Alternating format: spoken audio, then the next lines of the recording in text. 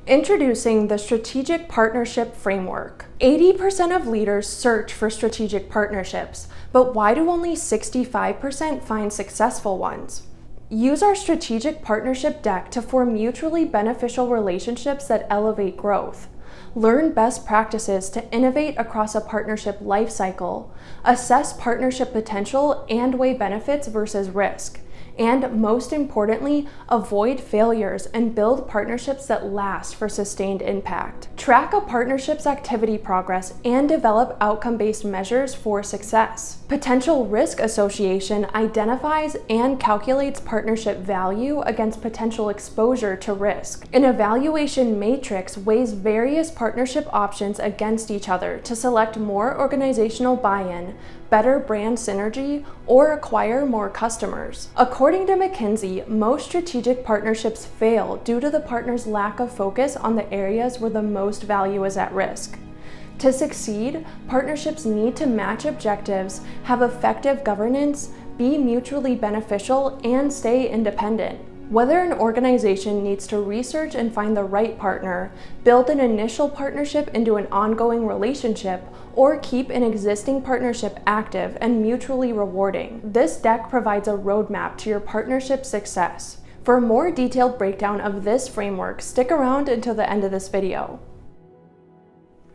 Hi everyone! Let's take a closer look at the Strategic Partnership Framework and how it can be useful for your company. The right strategic partnerships are used by top brands to increase growth into new markets, cover weaknesses, or reinvent themselves. Kohl's partnered with Amazon in 2020 to provide hassle-free Amazon returns at the department stores. In return, Kohl's added 2 million new customers over the course of the year, with sales topping analyst estimates. Others, like Apple Pay and MasterCard, or Starbucks and Barnes & Noble, were integrated so seamlessly that it became a day-to-day norm for customers. On the other hand, failed partnerships can be a train wreck, like the Staples and Office Depot or AOL and Time Warner partnerships. There are many motivations to introduce the development of a strategic partnership. An organization may want to secure new introductions and customer referrals, source and leverage new business opportunities, or build a win-win relationship that is mutually rewarding for the long term. You can edit and use this slide to show the importance of each individual component in the context of your team's overall strategic goal. This slide can also be used as a progress tracker to determine how far along a partnership is. To form a successful partnership, individual program components need to be met. The alignment of these components with the activities needed to make it successful is key. For example, let's say you're leading a new partnership initiative. You work for a successful video-first social network and want to formalize a partnership with a business-focused video platform to integrate its back-end advertisement tools. The goal is to attract small business owners and make it easier for them to run sponsored ads on your platform. First, you develop your strategic partnership plan and estimate the resources required. Then, define the associated activities to be accomplished, define the role of each partner, determine key engagement strategies, and establish how you will evaluate success. Next, invest in the program and align your staff. This includes the allocation of funds and the development of training tools so that both organizations have enough resources to encourage collaboration. A collaborative culture is important, so make sure support and program visibility are provided to all the stakeholders. Establish a common language among teams and promote ongoing communication so everyone's in the loop. Next, market the program with key value propositions that align with your partner.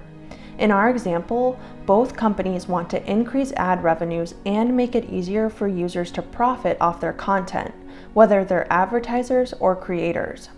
You can cross-develop marketing materials that work in tandem with each other.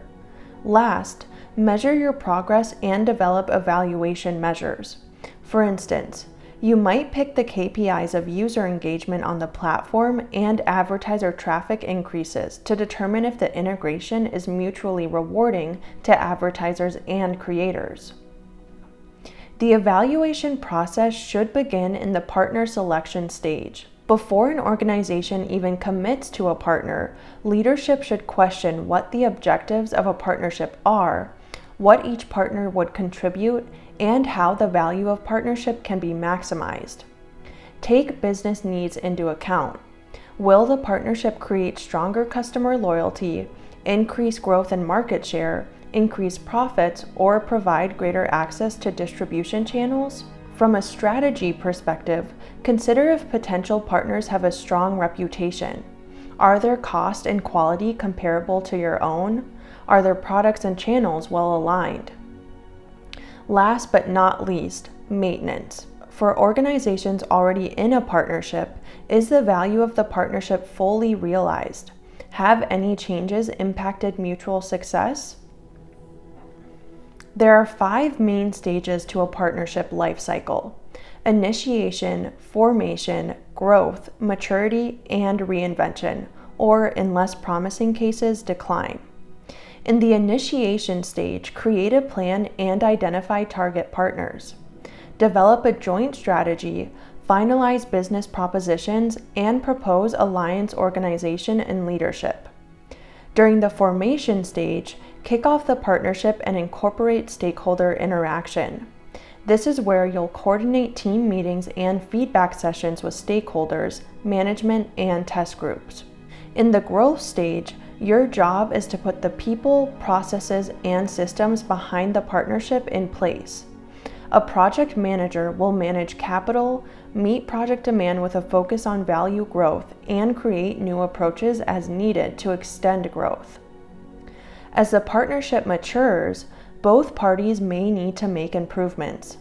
At this point, growth will likely plateau, and the synergy between partners will have hopefully cultivated a unique culture. This can also be a phase of consolidation, where values generated are reinvested to enhance the alliance. Lastly, in the reinvention stage, the partnership may need to be reinvented to the next level or spun off into a separate organization. This will most likely be due to a decline in value generation. The relative interest of strategic partners can also contribute to a decline, as complacency or a failure to adapt to changed circumstances can set in. The relative interest of strategic partners can also contribute to a decline, as complacency or a failure to adapt to changed circumstances can set in. Both partners will need to be proactive to reassess or reinvent. Otherwise, the alliance should be closed to avoid unnecessary blame games. The right business alignment is important for any partnership to succeed. Analyze if the target market, competitive landscape, strengths and weaknesses, and performance of both organizations are the right fit. If so, evaluate development options under specific criteria like resources, capabilities, or ROI with a set time frame and a manageable level of risk. A checklist for effective partnerships simplifies the search for a strategic partner. Management can assess partnership priorities like synergy, common interest, mutual dependency, complementary support, and shared core competency, among others. For instance, the alliance checks off as a voluntary partnership with potential value added that is greater than the sum of individual contributors. There's also a common interest between both parties, so resources can be allocated to projects that both find most important. However, there is not mutual dependency or complementary support present. That said, the shared core competency and respect and trust could outweigh the lack of effective communication. So as long as those negatives are remedied with strong leadership, organizational structure, and a solid strategy guide, it could still prove to be a fruitful partnership in the long run. To evaluate success and failure, partners can list and measure the factors that will be present in success and factors that will be missed in failure. It's important that both parties agree on these factors before forming a partnership, or they risk falling out over miscommunication and mismatched expectations. Some factors include alignment on partnership objectives, effective internal communications, constructive governance, clearly defined KPIs, a plan to restructure and evolve the partnership over time, and defined roles and responsibilities. Here are some partnership models to consider. Out-task partnerships are one-off contracts. An organization will typically partner with multiple vendors with a basic price based on the scope of the contract. This is the simplest form of partnership. Relationship partnerships are typically task-based, where companies have a generic product or service and want to expand activity around it. This could be a relationship between a supplier and a distributor. Preferred partnerships are contractual relationships with defined scopes around recurring activity. This might occur when a company partners with a marketing or ad agency on a recurring or annual basis. It's a preferred partnership because there's a mutual trust that's been established, so this partner becomes the go-to choice of the organization. Alliance-based relationships are more exclusive agreements with a higher degree of trust and collaboration. Typically, this would be an alliance an organization might have with an external IT or HR company that's focused on value additions that mutually benefit both parties. Equity partnerships are when two organizations have common equity ownership in each other. Typically long-term in nature, these partnerships are formed when two entities share common goals, risks, and rewards. Strategic alliances are higher-level commitments of investment with a longer-term strategic value addition. The senior management of both parties share high levels of engagement and investment. Thank you so much for watching this video in full. For this resource and even more, don't forget to check out uexec.com.